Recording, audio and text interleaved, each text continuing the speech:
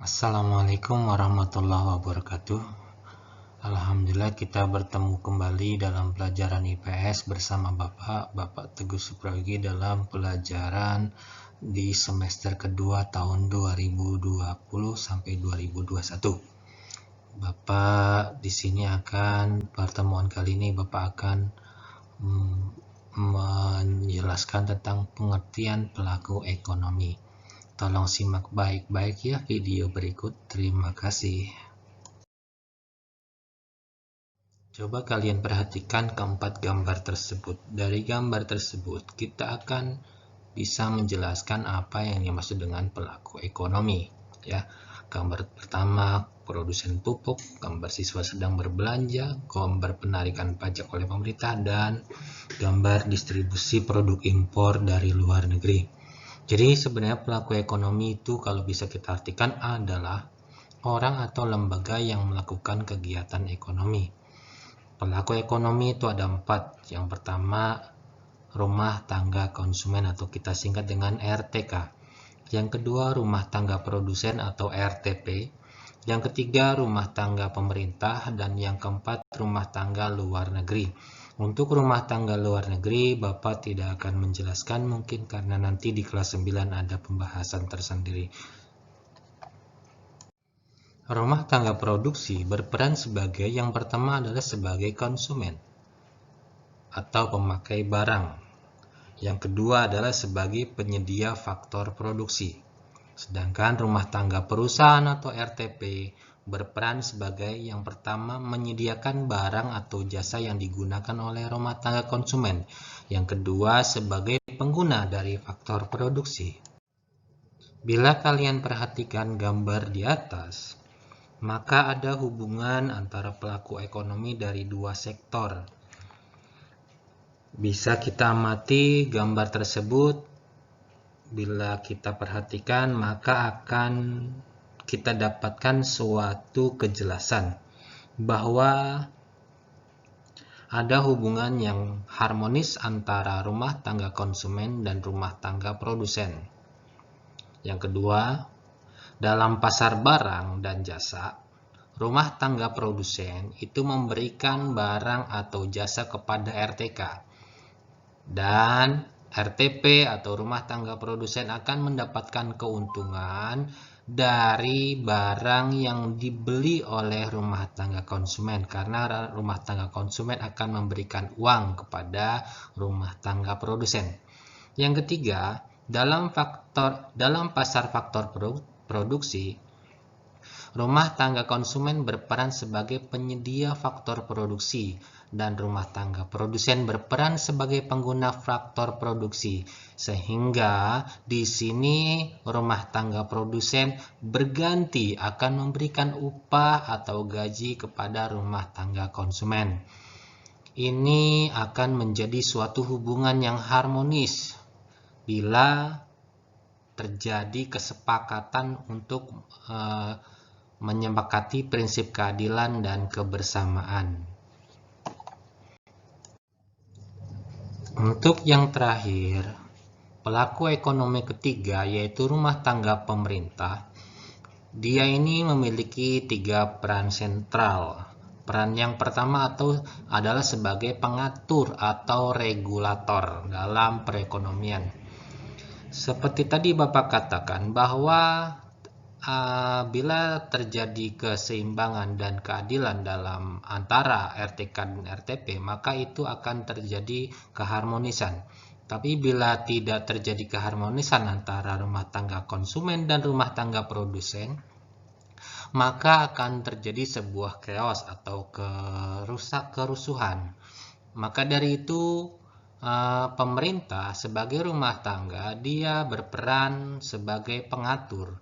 Banyak di sini regulasi yang telah ditetapkan oleh pemerintah.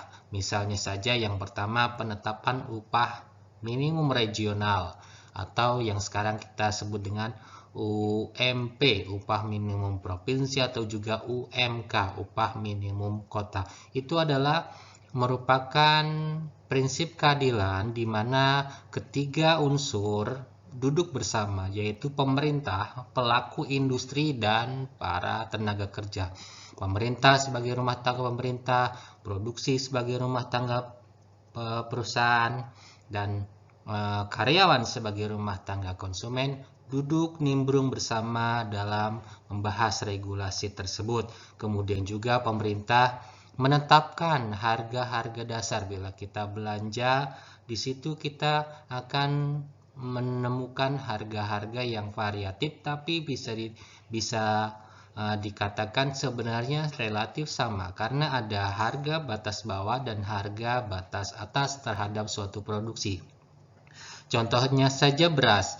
Beras ditetapkan oleh pemerintah, misalnya beras harga paling jelek atau harga beras yang kurang layak dikonsumsi, ada harga paling bawahnya, ya. Sedangkan untuk harga premium itu ada harga paling atasnya agar konsumen ini tidak merasa dirugikan. Peran rumah tangga pemerintah yang kedua adalah sebagai konsumen. Karena pemerintah itu membutuhkan RTK dan RTP juga. Dari rumah tangga konsumen, banyak tenaga PNS yang dipekerjakan oleh pemerintah. Dan juga dari rumah tangga perusahaan, banyak hasil dari barang-barang atau jasa-jasa dari perusahaan yang digunakan oleh rumah tangga pemerintah. Yang terakhir, peran rumah tangga pemerintah sebagai produsen. Produsen ini memiliki BUMN atau badan usaha milik negara yang gunanya untuk menyediakan kebutuhan-kebutuhan yang tidak disediakan oleh rumah tangga perusahaan. Misalnya kereta api, belum ada rumah tangga perusahaan yang menjalankan kereta api, maka pemerintah membuat PT KAI, Kereta Api Indonesia. Dan yang lainnya seperti PT Garuda Indonesia Airways, yang lainnya seperti PT Dirgantara Indonesia, PT Angkasa Pura, semua. Ada juga PT Antam, PT Timah, itu merupakan bagian-bagian dari BUMN. Bahkan dalam pengerjaan tol yang di dekat dengan sekolah kita, yaitu tol Jor 2, itu juga dilaksanakan oleh BUMN. Kalau nggak salah namanya adalah Adikarya atau juga Waskita Karya. Sekian pembelajaran kita hari ini. Bapak harapkan kalian tetap semangat untuk terus belajar. Jangan lupa kalian tetap patuhi protokol kesehatan, ya, agar wabah COVID ini, pandemi COVID ini segera berlalu. Bapak harapkan kalian kerjakan tugas yang akan Bapak berikan di bawah nanti dalam berupa Google Form. Tolong dikerjakan, dikumpulkan.